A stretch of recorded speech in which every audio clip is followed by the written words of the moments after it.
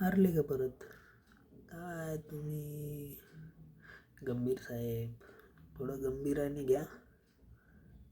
मला काय म्हणायचं, मला असं वाटतं मॅच चालली ती व्यवस्थित, पण जेव्हा काय ना हर्षित राणा 50च्या जवळपास आला ना, तेव्हा ना गंभीरने एक मेसेज पाठवला.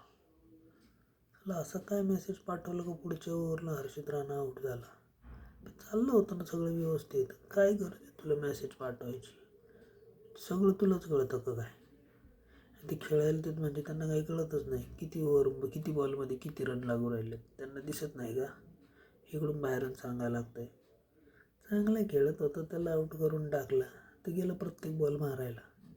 1 ओव्हरमध्ये 1-2 शॉट मारत होते ना दोघं पण. घातली मॅच हाताने. ओव्हर स्मार्टपणा करतोय गंभीर, माहिती आहे का? मला तरी असं वाटतं. तुम्हाला काय वाटतं? खरं आहे ना?